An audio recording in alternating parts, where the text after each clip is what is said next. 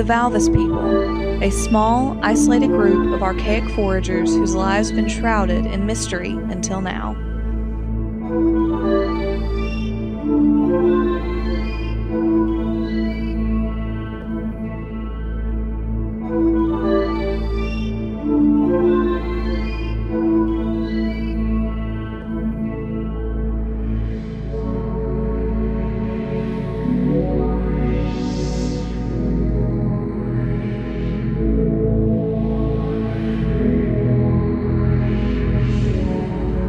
But the impetus of their exile had not been explained until recent discoveries of ceremonial activity and relics which point to the worship of an unnamed oyster god.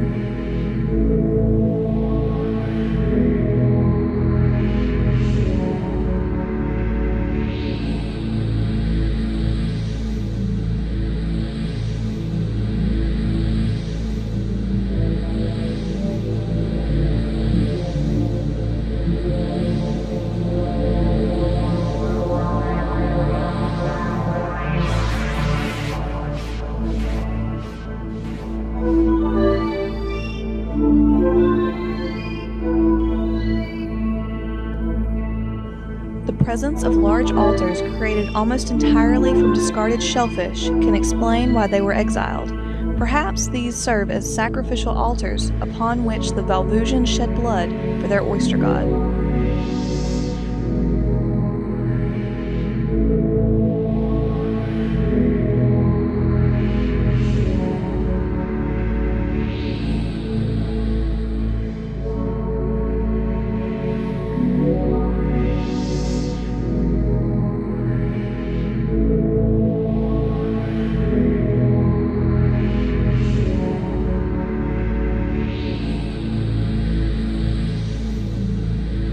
Despite the lack of written record, we know the Valvusians' fascination with an oyster deity through their proclivity of creating shell jewelry and adorning their shell-tempered pottery with designs which resemble shellfish.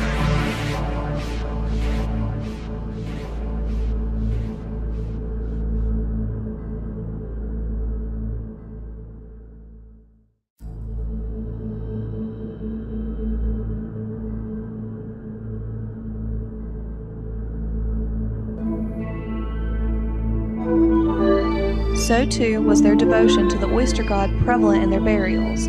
As the small population began to die out, their remains were buried on great expanses of shells.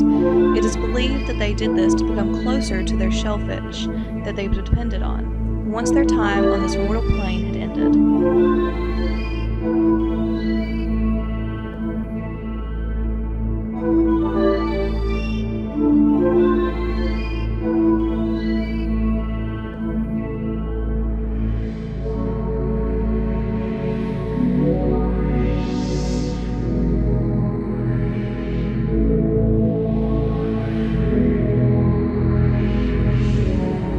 These people, being separate from their main group, lacked the resources they needed. Aside from their religious beliefs, they were not exposed to all of the nutrition their bodies needed. With just eating shellfish, these people developed a disease called scurvy.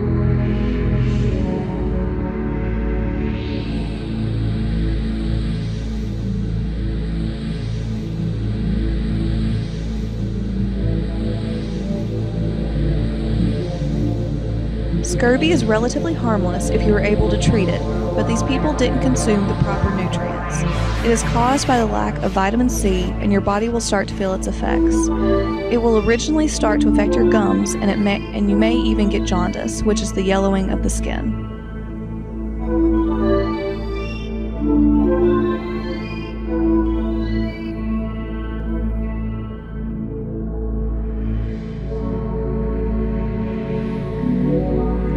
In more extreme cases, you will start to have changes in the long bones. The epiphyseal plate will start to separate and become rounded looking.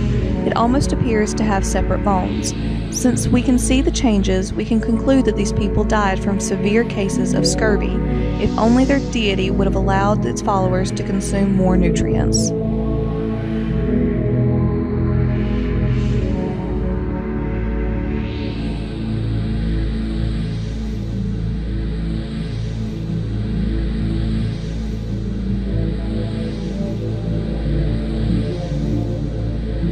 Having looked at these people in some depth, we can see they're unlike any other group in the area.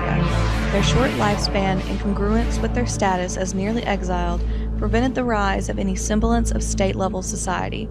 As such, we can only understand fragments of the pantheon of the Valvusians, rendered to dust and bone through the hubris of man and oyster.